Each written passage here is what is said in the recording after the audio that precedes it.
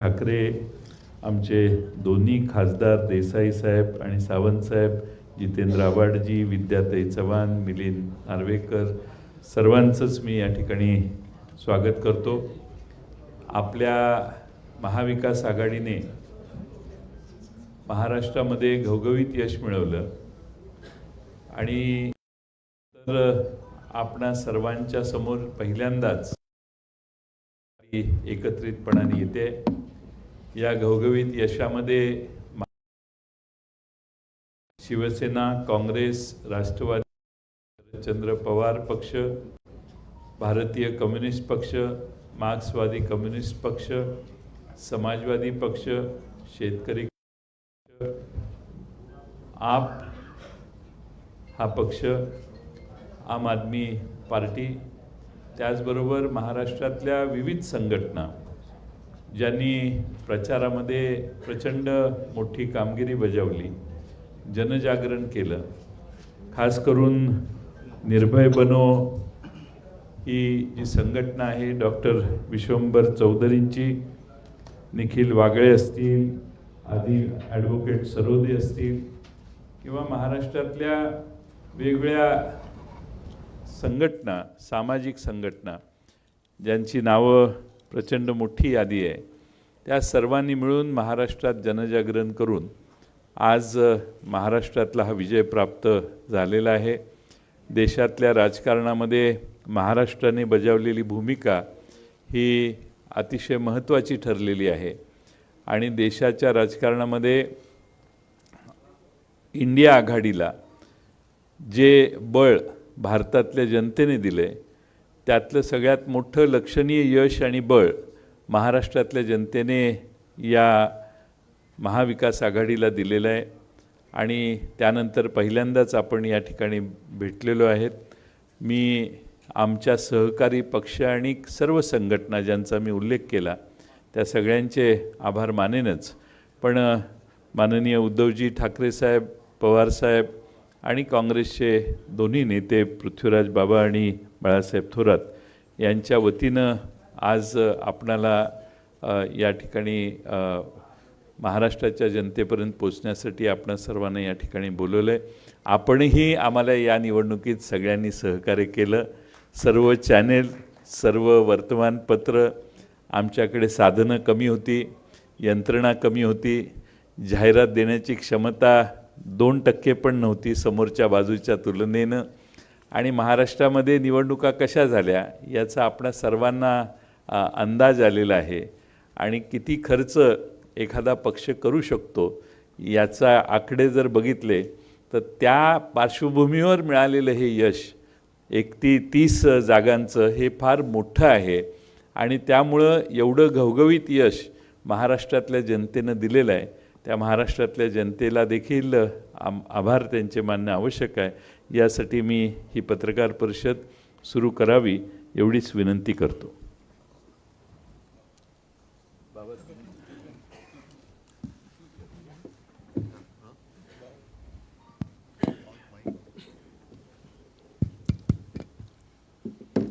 आदरणीय पवारसाहेब, उद्धवजी, जयंतराव, बाळासाहेब थोरात, संजयजी,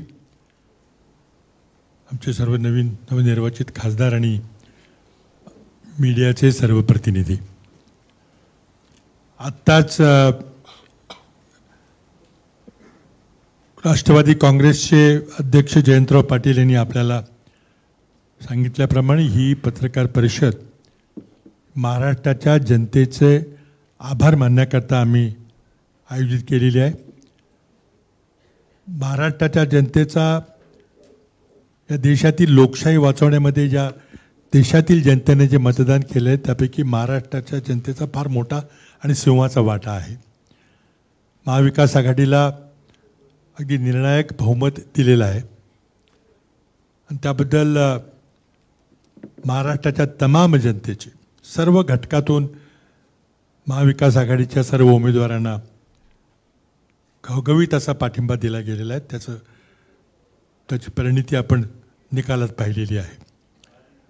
या निवडणुकीमध्ये आमचे जरी 3 प्रमुख पक्ष असले ते जवळ 30-40च्या वर जनसंघटना काही छोटे पक्ष, कम्युनिस्ट पक्ष असेल, दोन्ही मार्क्सवादी कम्युनिस्ट, CPI CPM, शेतकरी कामगार पक्ष, आम आदमी पार्टी, अनेक जनसंघटना, समाजवादी पार्टी, सगळ्यांची नावं मगाशी जयंतरावांनी म्हटल्यावर खूप मोठी यादी आहे. आणि त्यामध्ये काही सामाजिक कार्यकर्ते जे कुठल्याही पक्षामध्ये नव्हते त्यांची नावं देखील जयंतरावांनी घेतली. त्या सर्वांनी महाराष्ट्रामध्ये एक वातावरण निर्माण करण्यामध्ये खूप मोठा वाटा उचलला. त्यांचे सर्वांचे धन्यवाद या ठिकाणी मानणं गरजेचं आहे. महाराष्ट्र जनतेनं आज या देशातली लोकशाही, या देशातलं जनतंत्र वाचवण्यामध्ये फार मोठी भूमिका निभावलेली आहे, सिंहाचा वाटा आहे. आणि त्या जनतेचे आभार मानण्याकरता मी प्रामुख्याने इथं आलेलो आहोत. त्याचबरोबर आपल्या सर्वांचेही धन्यवाद. आपण ही खूप लांबलेली निवडणूक, जवळजवळ 2-1 महिन्यापर्यंत लांबलेली निवडणूक आपण सर्वांनी कव्हर केली. जनतेपर्यंत आमचे विचार पोचवायचा प्रयत्न केला. प्रचंड मोठ्या धनशक्तीच्या विरोधात आम्हाला लढावं लागलं. त्याचबरोबर प्रसारमाध्यमांच्यावर कशा प्रकारे दडपण होतं हे आपण चांगल्या प्रकारे जाणता.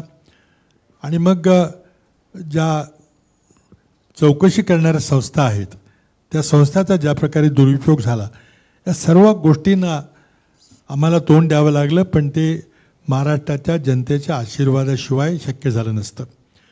आज राज्यातील शेतकरी बांधवांनी देखील सरकारला एक संदेश पाठवलेला आहे.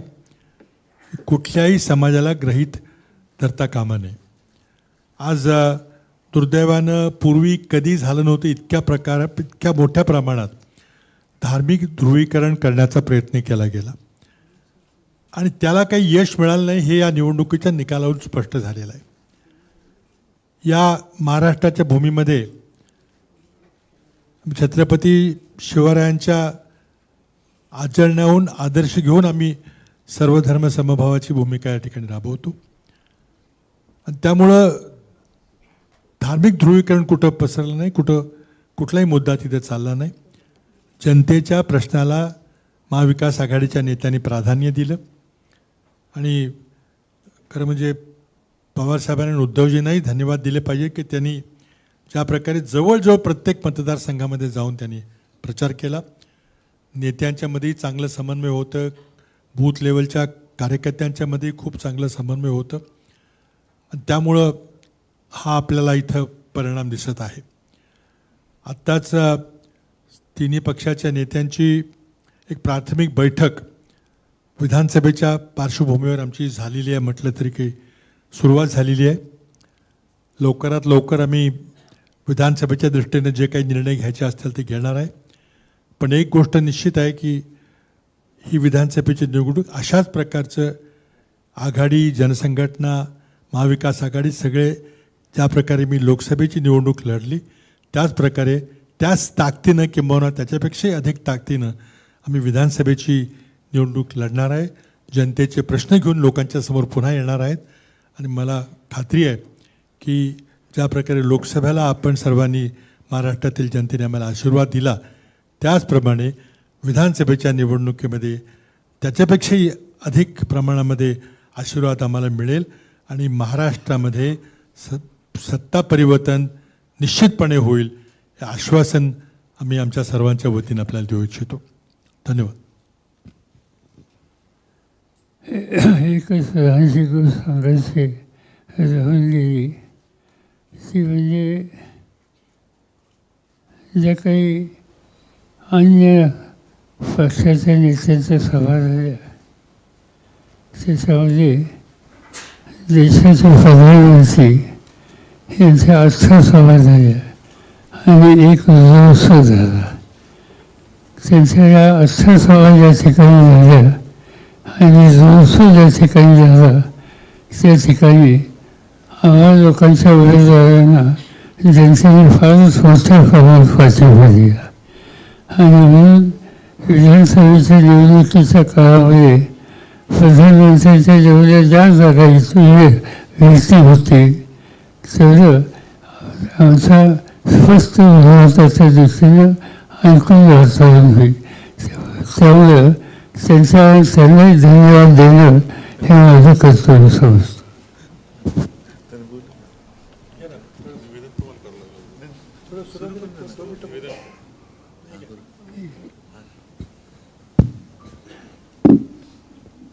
आदरणीय पवारसाहेब, माझ्या समवेत बसलेले महाविकास आघाडीचे सर्व मान्यवर आणि उपस्थित पत्रकार बांधवांनो भगिनींनो, आजच्या आपल्या भेटीचा हेतू जयंतरावनी सांगितला आहे, पृथ्वीराजजींनी सांगितलेला आहे. महाराष्ट्राच्या जनतेने जो कौल दिला आणि एक संपूर्ण देशामध्ये असं वातावरण होतं की भाजपा विरुद्ध कोणी लढू शकत नाही, हे अजिंक्य आहेत. तर अजिंक्यपणा त्यांचा किती फोल आहे, तो फोलपणा महाराष्ट्राच्या जनतेने ताकदीने दाखवून दिलेला आहे. म्हणून महाराष्ट्राच्या जनतेचे तर आम्ही आभार मानतोच आहोत, त्यांचे आशीर्वाद तर आम्हाला पाहिजेतच आहेत. इतर सर्वांनी म्हणजे ज्यांचा ज्यांचा उल्लेख जयंतरावांनी केला, मग ती निर्भय बनो एक सामाजिक संघटना आहे, त्याच्यानंतर यूट्यूबच्या माध्यमातून निखिल वागळे आहेत, हेमंत देसाई आहेत, प्रशांत कदम आहेत, अशोकराव वानखेडे आहेत, रवीश कुमार, हे सगळेच एका धाडसाने जनतेचे प्रश्न हिमतीने ते मांडत आले आणि त्यांच्या मांडण्यामुळेच एक निपक्षपातीपणाने त्यांनी ती बाजू मांडली. त्याच्यामुळे जनतेला सुद्धा सत्य काय आहे हे कळत गेलं. आणि मी तर असं म्हणेन की ही लढाई फार विचित्र होती. आर्थिकदृष्ट्या असेल, यंत्रणेच्या दृष्टीने म्हणा, ही विषम लढाई तर होतीच, पण संविधान आणि लोकशाही वाचवण्यासाठी ही लढाई होती. आणि मला अभिमान आहे की मी माझ्या भाषणाची सुरुवात देशभक्त बांधवांनो भगिनींनो आणि मातांनो अशी करायचो. त्या सर्व देशभक्त आणि लोकशाही प्रेमी नागरिकांनी महाविकास आघाडीला आणि देशात इंडियाला जो कौल दिलेला आहे, ही एक जाग आता आपल्या देशाला आलेली आहे. आणि साहजिकच आहे, हा विजय हा अंतिम नाही आहे, ही लढाई सुरू झालेली आहे. येत्या 2-3 महिन्यामध्ये विधानसभा महाराष्ट्राच्या येतील, त्याच्यानंतर सुद्धा इतर राज्यांच्या काही निवडणुका येतील. मुळामध्ये हे जे काय आता मोदी सरकार होते ते आता एनडीए सरकार झाले. हे सरकार किती दिवस चालेल हा एक मोठा प्रश्न आहे. कारण आमच्याबद्दल नेहमी म्हटलं जात होतं की युती, नैसर्गिक युती आणि अनैसर्गिक युती. तर आत्ता ते जे काही तिकडे कडबोळ झालेलं आहे दिल्लीमध्ये, हे नैसर्गिक आहे का अनैसर्गिक आहे हा सुद्धा एक मोठा प्रश्न आहे. एकूणच देशातली जनता या निवडणुकीच्या निमित्ताने जागी झाली, हे फार मोठं यश या निवडणुकीच्या वेळेला आपल्याला मिळालं असं मी मानतो. आणि आपल्या मनामध्ये काही प्रश्न असतील आपण विचारा, त्याला उत्तर द्यायचा आम्ही प्रयत्न करू.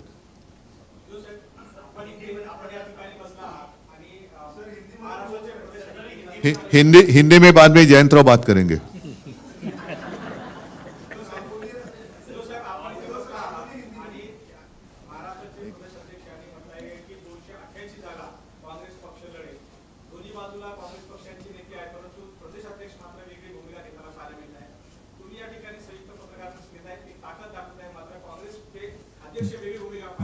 जेव्हा 3 पक्ष एकत्र पत्रकार परिषद घेतात, याचा अर्थ असा, पृथ्वीराजजींनी सांगितलेलं आहे की आमची एक प्राथमिक बैठक, अगदी प्राथमिक बैठक आपल्या समोर येण्याआधी झालेली आहे. आणि येणारी विधानसभा सुद्धा जे लोक आमच्या सोबत आहेत, महाविकास आघाडी म्हणून आम्ही 3 पक्ष तर आहोतच, पण इतर घटक पक्ष सुद्धा आणि सामाजिक संघटना सुद्धा यांच्या सोबतीला त्यांना सोबत घेऊनच आम्ही लढणार आहोत.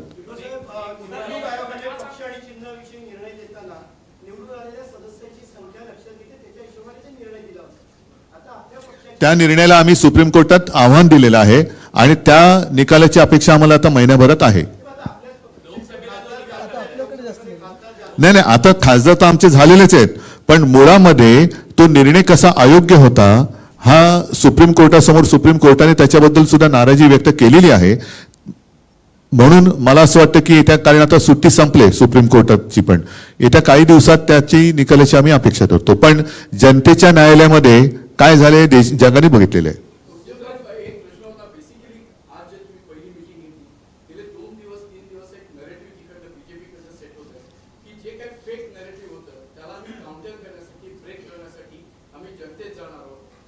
जे काय जिहाद होतं त्याच्या विरोधात आम्ही लोकांकडे जाऊन बोलणार आहोत. तर ओव्हरऑल महाविकास आघाडी याची हा नाही, वोट जिहाद म्हणजे काय? कारण स्वतः नरेंद्र मोदीजींनी सांगितलं होतं की ते त्यांचं बालपण मुस्लिम कुटुंबियांच्या सान्निध्यात गेलेलं आहे. ईदच्या मिरवणुकीत ते ताज्या खाल्लं जायचे, त्यांच्या घरचं जेवण ते जेवायचे. आता मग त्या खाल्ल्या मिठाला ते जागलेत की नाही जागलेत? त्याच्यामुळे वोट जिहाद हा शब्द मला काय कळलेला नाही. मोदींनी पहिले सांगावं, जर ते लहानपणी त्यांच्या शेजारच्या मुस्लिम कुटुंबियांकडचं जेवण जेवत असतील तर त्या मिठाला ते जागलेत आणि जागणार आहेत की नाही जागणार आहेत?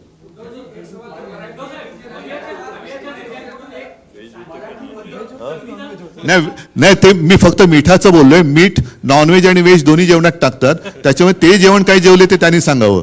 आणि त्याच्यानंतर त्यांनी गोवंश हत्याबंदी पुढे करणार आहेत का?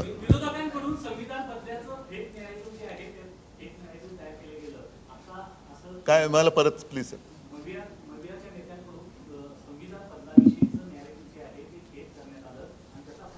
बरं ठीक आहे, यांना मतं दिली तर तुमची संपत्ती हे जास्त मुलं होणाऱ्यांना वाटतील, हे काय खरं नॅरेटिव्ह होतं? मंगळसूत्र उचलून नेतील, तुमच्या घरातले नळ कापून नेतील, तुमचं वीज, हे काय खरं नॅरेटिव्ह होतं?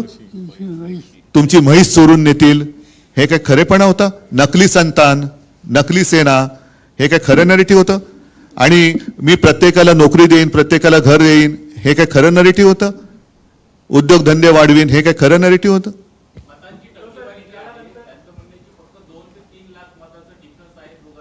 एकूण जर का देशाची लोकसंख्या लक्षात घेतली तर 140 कोटी पैकी मतदानाचा अधिकार वयाप्रमाणे किती लोकांना आहे ह्याचा आकडा मिळेल. आणि त्यापैकी भारतीय जनता पक्षाला किती मतं मिळालेत आणि उरलेली कित्येक कोटी लोकांनी भारतीय जनता पक्षाच्या म्हणजे मोदींच्या विरोधात मतदान केलेलं आहे, ही सुद्धा टक्केवारी सगळ्यांसमोर आली पाहिजे. मला वाटतं बाकीच्यांना जरा विचार.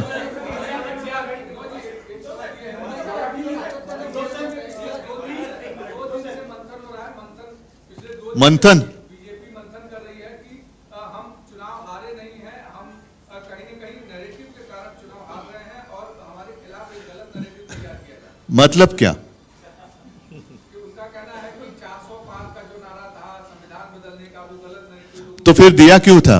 और आप ही के लोगों ने कहा था कि उन्हें संविधान बदलना है. फिर जो उन्होंने नैरेटिव सेट करने की कोशिश की थी, मंगलसूत्र तुमचं चोरणार, वो क्या असलियत थी?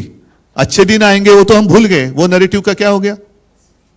वो 15 लाख रुपए लाने वाले जो 2014 से अगर हम शुरू करें तो कितने नैरेटिव उन्होंने जो किए थे वो सारे झूठे थे. मोदी गारंटी का क्या हो गया? आपके घर से आपकी तोंटी वो निकाल कर लेके जाएंगे, क्या ये संभव है? वीज कनेक्शन काट दिया जाएगा, क्या ये संभव है? तो ये झूठ नहीं था. हाँ, एक मिनिट जरा मराठी.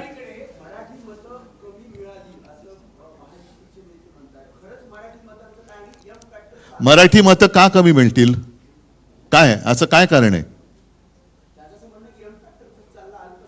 एम म्हणजे मराठी आलंच ना, एम मध्ये मराठी नाहीत, एम फॅक्टर. आणि मी तुम्हाला सांगतो, यावेळेला आम्हाला, मी अभिमानाने सांगेन की लोकशाही वाचवण्यासाठी सर्व धर्मियांनी मतदान केलं. त्याच्यात माझे मराठी तर आहेतच, हिंदू सुद्धा आहेतच, मुस्लिम सुद्धा आहेतच, ख्रिश्चन आहेतच, शीख आहेत, इतर सर्व. आणि तुम्हाला काय वाटतं, रक्त सांडून मिळवलेली मुंबई मराठी माणसांनी त्यांच्या डोळ्यात देखत जर लुटली जात असेल तर अशा वेळेला मराठी माणूस लुटणाऱ्याला मत देईल. महाराष्ट्र आणि मुंबईतला मराठी माणूस मुंबई आणि महाराष्ट्र लुटणाऱ्याला कदापि झोपेत सुद्धा मत नाही देणार. त्याच्यामुळे अजूनही भारतीय जनता पक्षाला वास्तवाची जाणीव आली नसेल तर मग त्याला निवडणुकीच्या निकालाच्या विस्तवाला सामोरं जावं लागेल.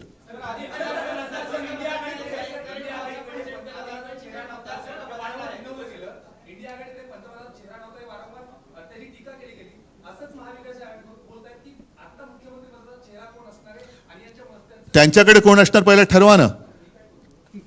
त्यांच्याकडे कोण आहे आता प्रश्न त्यांच्याकडे पण आहे. कारण मला आठवते मी मुख्यमंत्री असताना देवेंद्र फडणवीसांनी ते काय म्हटलं होतं, ते वसली 3 गावं 2 काय एक वसेची ना. आता हालत त्यांची तशीच आहे, तिन्हीच्या तिन्ही ओसाड आहेत, एक सुद्धा बसत नाहीये. अरे मला बाकी जरा बाकी पवार साहेब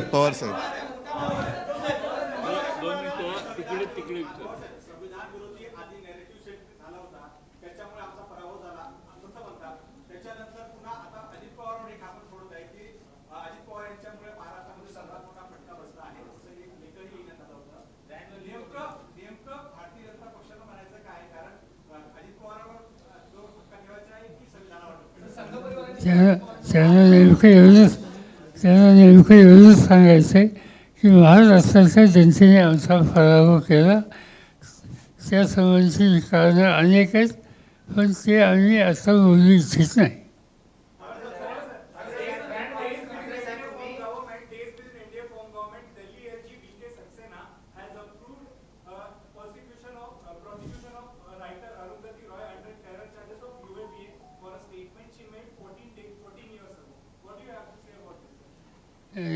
जे काय स्टेटमेंट त्यांनी केलं इतक्या जुन्या काळाचं ते काढून आताची कारवाई केली जाते ती अगदी पूर्णपणानं सत्तेचा गैरवापर आहे.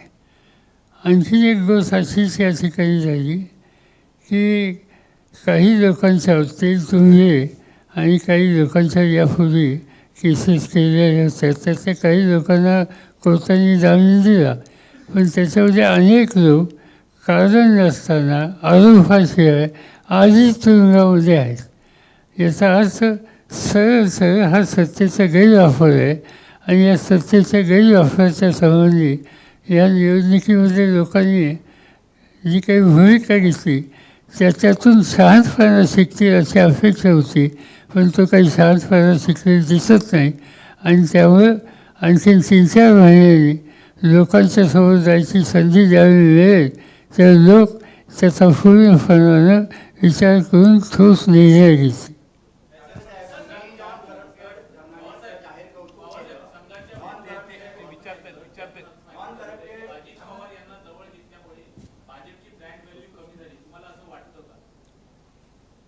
प्रश्न समजला नाही. अजित पवारने घेतल्यामुळे भाजपची ब्रँड व्हॅल्यू कमी झाली. त्याचा काय त्यांचा अनुभव काय तो त्यांनी सांगितलं. आम्ही त्याच्यापेक्षा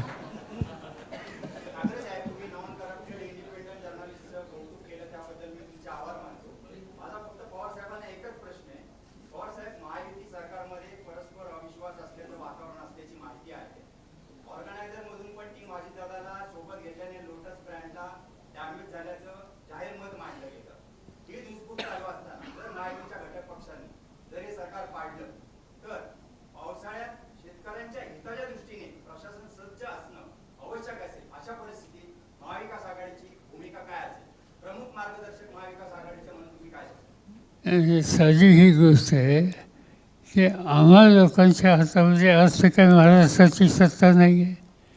आज सत्ताच कुणाच्या हातातही काही सांगायची गरज नाही. आणि तुम्ही म्हणता तशी परिस्थिती आज तातडीने येईल असं दिसत नाही. आणि तर आम्हाला आनंद आहे.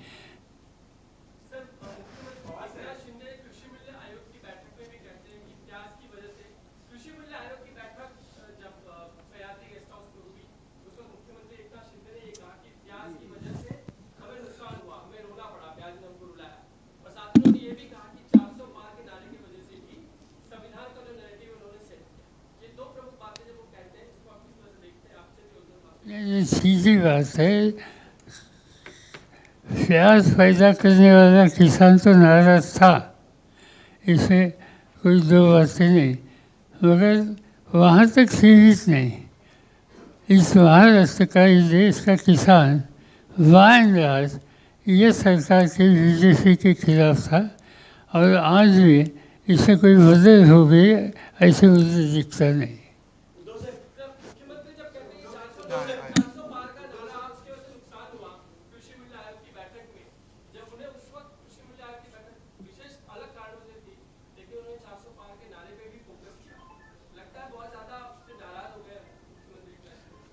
छोड़ो, हर एक का अनुभव अपने पास होता है. तो प्यास के कारण भाजप को तो रोना पड़ा ही, लेकिन साथी जो है उनके वजह से भी वो रो रहे हैं.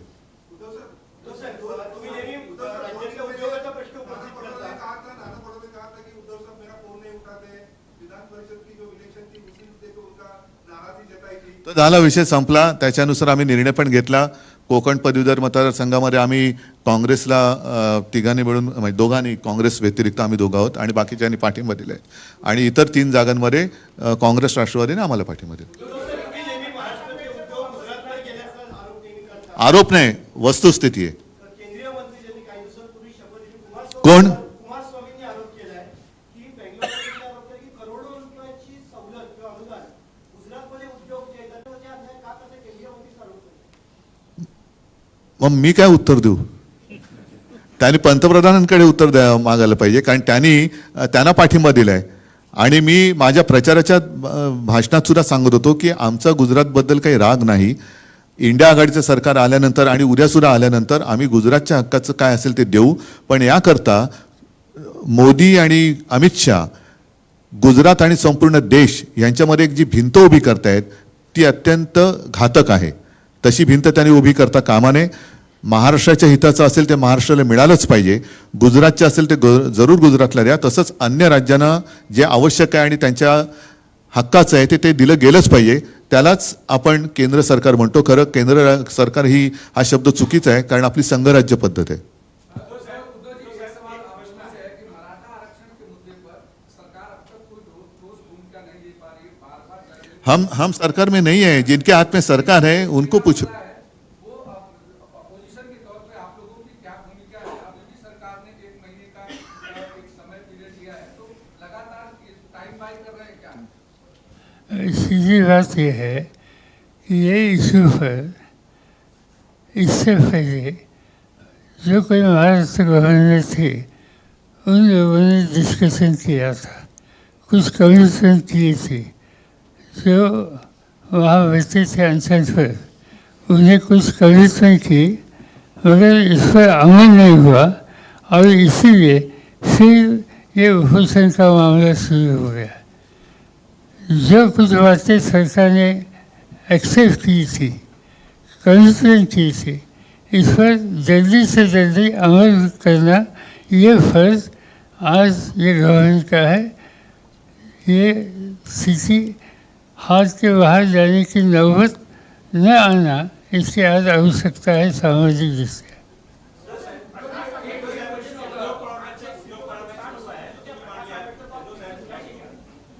उद्योग परवान्याची वस्तुस्थिती तुम्ही मांडली आहे आणि गुजरात कनेक्शन त्याला सांगितलं आहे.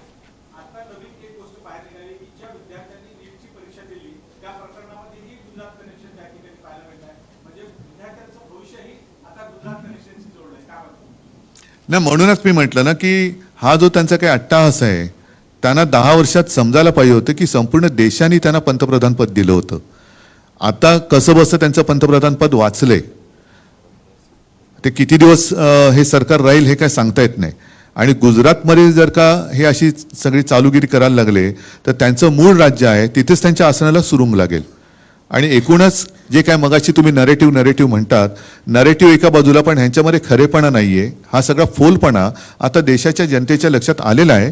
यावेळेला मी परत सांगेन की मला अभिमान आहे की देशातली जनता जागी झाली आणि आणखीन सुद्धा एक थोडाफार विश्वास काही लोकांचा मोदींवरती होता, भाजपवरती होता, तो या निकालामुळे आता साफ उडालेला आहे. येत्या निवडणुकीत आणखीन चित्र खूप बदललेलं आणि देशाच्या दृष्टीने सुधारलेलं दिसेल.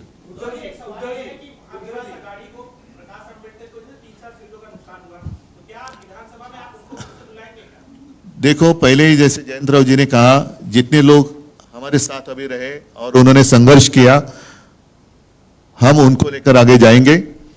और कुछ लोग अगर आना चाहते हैं, सिर्फ ये या वो ऐसे नहीं, तो खींचातानी किए बिना अगर वो आना चाहते हैं तो देखेंगे. लेकिन मैं जिसका नाम आपने लिया वो नाम लेकर मैं कुछ नहीं कहना चाहता. मैं जनरल बात कर रहा हूं. ठीक.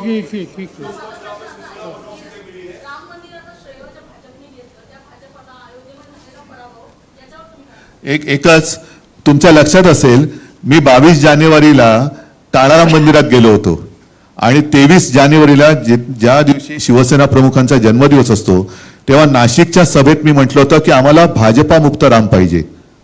तो भाजपा मुक्त राम अयोध्यावासियाने आणि उत्तर प्रदेश जिथे जिथे प्रभू रामचंद्राचं वास्तव्य होतं तिथे तिथे भाजपाने सपाटून मार खाल्लेला आहे. म्हणजे आता भाजप मुक्त राम झालेला आहे. एक प्रश्न आहे. लोकसभा निवडणुकीच्या निकालानंतर या पद्धतीने महाविकास आघाडीच्या जागा आलेल्या आहेत. काँग्रेसचे नेते म्हणू लागलेले आहेत की आता महाविकास आघाडीमध्ये आम्ही मोठे भाऊ. तुमच्या मते कोण मोठा भाऊ आहे, कोण छोटा भाऊ? हे पहा, या निवडणुकीमध्ये मोठा भाऊ छोटा भाऊ वगैरे काही चालणार नाही. प्रत्येक मतदारसंघामध्ये आम्ही बसून सर्वात चांगला उमेदवार कुठल्या पक्षाकडे आहे आणि मागच्या निवडणुकीचे संदर्भ घेऊन जागा वाटपाचा निर्णय घेऊ. आमचा प्रयत्न आहे की लवकरात लवकर तो निर्णय होईल. आज प्राथमिक बैठक आमची झालेली आहे, त्यामुळे बाकी तुम्ही याच्यात काही जाऊ नका. मला वाटतं पृथ्वीराजजींनी उत्तर दिले ना, वेगळं काय याच्यातच आमची एक वाक्य दिसते.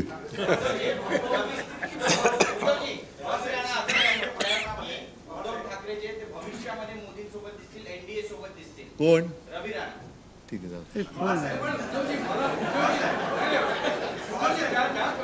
Just to continue with the same issue, why this kind of a narrative is being definitely created? की उद्धव ठाकरे हे कधी ना कधीतरी परत इंडियामध्ये येतील. We would definitely like to have some certain rather clarification. Are you really seriously on that? Some back channel activities are on. What's happening on that front? बरं ठीक आहे, मला समजा जायचंय, यांच्यामध्ये बसून आता हो सांगू.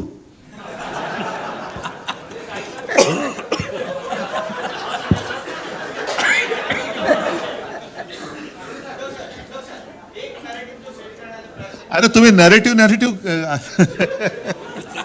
तुम्ही खरेटिव्ह वरती आहात. मतदारसंघ बदलणार आहेत बँड्रातून किंवा जिथे त्यांना जास्त मुस्लिम मतं पडले त्या ठिकाणाहून इलेक्शन लढतील. वाराणसीतून पवारसाहेब सीकर बँके प्रकरणामधूनच काही तुमचे सहकारी तिथून भारतीय जनता पक्षासोबत गेले. आता त्या प्रकरणामध्ये त्यांना क्लीन चिट म्हणजे क्लोजर रिपोर्ट पण दाखल करण्यात आला, मात्र अण्णा हजारेंनी तो क्लोजर रिपोर्टवर आक्षेप घेतला आहे. याचा अर्थ असा आहे की पुन्हा अजित पवार यांची अडचणीत वाढ होईल आणि ते तुमच्याकडे परत येतील असं वाटतं.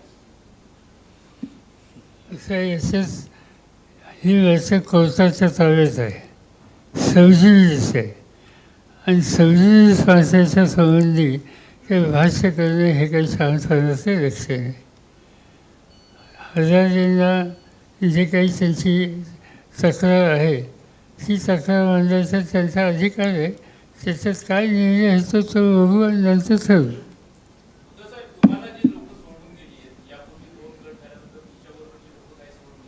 अजिबात परत घेणार नाही. पुढे तुम्ही सर्वाधिक जागा लढवण्यामध्ये यशस्वी झालात की स्वतःकडे गेले, पण तरी सुद्धा तुमच्यापेक्षा तुमच्या मित्रपक्षांचा परफॉर्मन्स अधिक सगळ्यात चांगला राहिला. सांगू का एक जुनं गाणं आहे, तुम्हाला माहिती असेल की नाही माहित नाही. पवार साहेब तुम्हाला नक्की माहिती असणार. माणिक वर्माजींचं गाणं आहे, पारिजात फुलला माझ्या दारी, फुले का पडते शेजारी.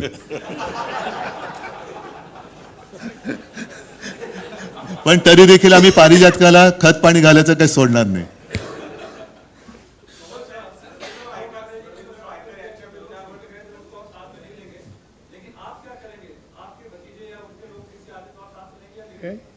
जरा परत सांगा ना. तो उद्धव जी ने साफ कर दिया कि जो लोग छोड़कर गए हैं उसको वापस नहीं लेंगे, लेकिन आपके लोग भी छोड़ के गए, आपके भतीजे गए, अब जो हार गए हैं उनमें खलबली मची है, तो आएंगे तो क्या आप साथ में लेंगे या फिर नहीं लेंगे? सवाल फायदा नाही होता. बघा याच्यामध्ये एक सॉरी पवार साहब एकच मिनट नहीं एक ही मिनट. ये जो बातें हैं ना, मैंने तो बात साफ कर दी, लेकिन आपको याद है कुछ महीने पहले अमित शाह जी गए थे बिहार में और उन्होंने कहा था नीतीश कुमार के लिए भाजपा के दरवाजे हमेशा के लिए बंद है,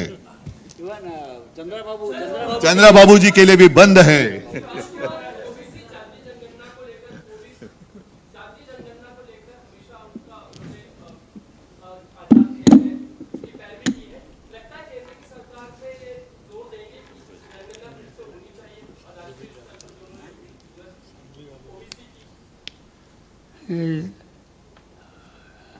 या संबंधी साधारणतः आमचा विचार काही वेगळा नाही.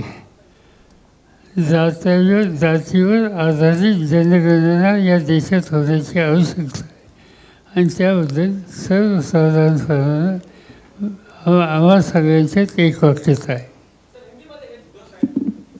अमोल कीर्तिकरची जी जागा 48 मतांनी जो पराभव शिवसेनेचा झाला आहे तो शिवसेना मानत नाही. या प्रकरणामध्ये रवींद्र वायकर यांच्या दरम्यानवर गुन्हा दाखल झाला की त्या ठिकाणी मोबाईल वापरण्यात आला. याचा अर्थ त्या ठिकाणी मोठी गडबड झाली असं तुम्ही मानता? मानत नसतो तर कोर्टात का जाऊ आम्ही कोर्टात जातो आहोत आणि खात्री आहे आम्हाला की तिथे जे काय घडवण्यात आलेलं आहे, घडलेलं नाही मिळण्यात, घडवण्यात आलेलं आहे, हा बोगसपणा कोर्टामध्ये सिद्ध होईल. मी बघू ना, मी आता सगळी माहिती घेतली असं समजू नका, कारण मी वकिलांशी वगैरे सगळ्या तिथल्या लोकांची चर्चा सुरू आहे. रोज मला जेवढी पाहिजे तेवढी आवश्यक माहिती मी घेत असतो, पण आम्ही कोर्टामध्ये जातो आहोत आणि मला खात्री आहे की यातला गडबड घोटाळा हा आम्ही बाहेर काढू. त्याच पद्धतीने देशात सुद्धा काही ठिकाणी अशाच पद्धतीने निवडणूक निकाल लावून घेण्यात आले, असं कानावर आलंय, तिथली सुद्धा लोक कोर्टात जात आहेत.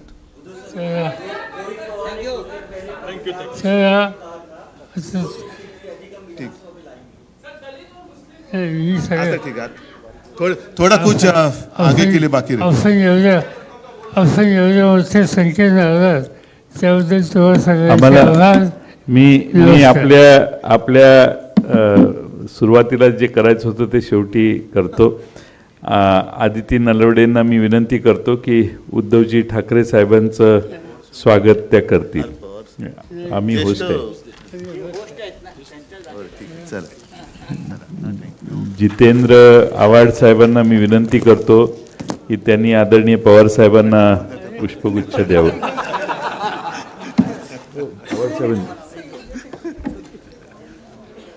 विद्याताई चव्हाण यांना मी विनंती करतो की पृथ्वीराज चव्हाण साहेबांना त्यांनी त्यांचं स्वागत करावं. क्लाइड कॅस्ट्रो यांना मी विनंती करतो की संजय राऊत यांचं त्यांनी स्वागत करावं.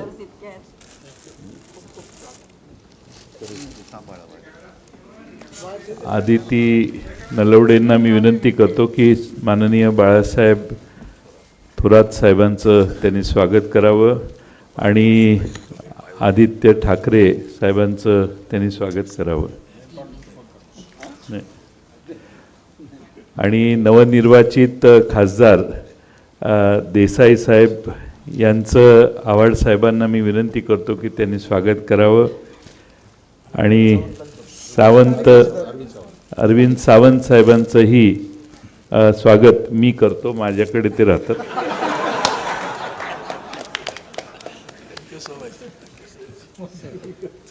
धन्यवाद सगळ्यांना. जय हिंद, जय महाराष्ट्र. धन्यवाद.